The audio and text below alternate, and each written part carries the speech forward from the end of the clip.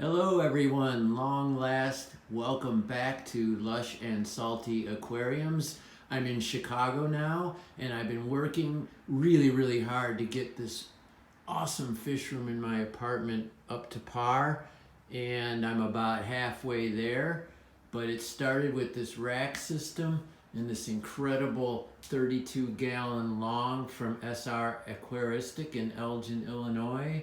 I bought this beautiful rimless tank from them, and I have been researching all kinds of hardscape. You can see it up there. Beautiful pieces of driftwood that I found all over the city in various stores, including SRAquaristic.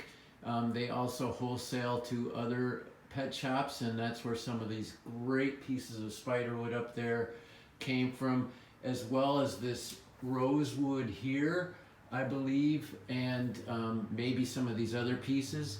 I've elected to scape this in kind of a dragonstone river bottom, if you will, and this is just the first setup. I'm going to be tinkering with it big time before I add water.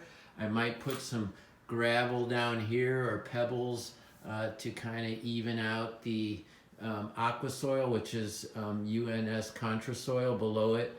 I put in a substrate as well, although I'm not sure I'll really need that level of care in this aquarium. My goal is to have just simple plants that generally use rhizomes and grow within the dragonstone and the wood, and not so much in the soil. I'm going to have an Oase Biomaster power this aquarium, a great filter with the heater built into it, and I'm trying to find lily pipes that work with a shallower setup. Probably going to be the Aqua Rio, where I can actually cut the length of the inflow so it's not sitting on top of the gravel bed.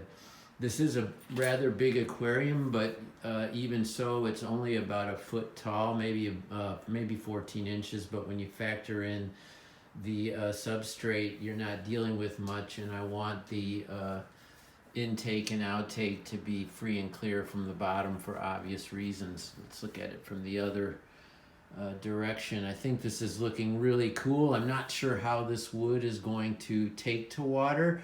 I'm not familiar with it, but I am going to try, because if it works, it's gonna be so freaking beautiful.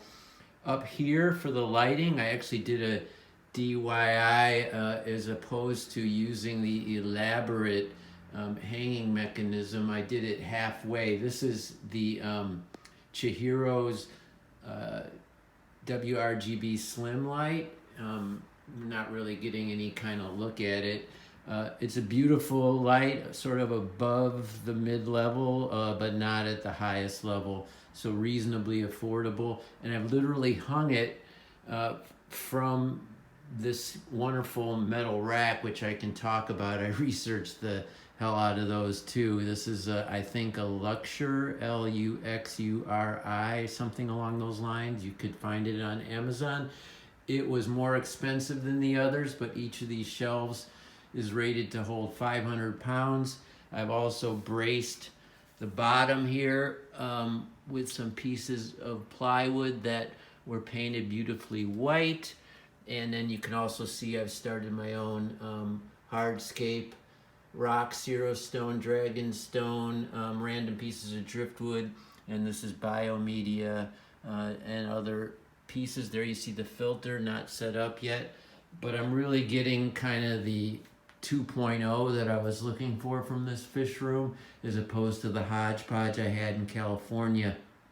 I'm going to have two other tanks, and I've not even shown any of those on camera, but they're going to be really ambitious tanks. One of them's, well, I'm going to reserve that till later. What do you think about this one? And are you happy to see me again, or at least see my what I'm doing again? I'm excited to be back and to be getting my hands back in the tank, and I look forward to sharing more content with you and where this tank goes and the others. All right, until then, ciao for now.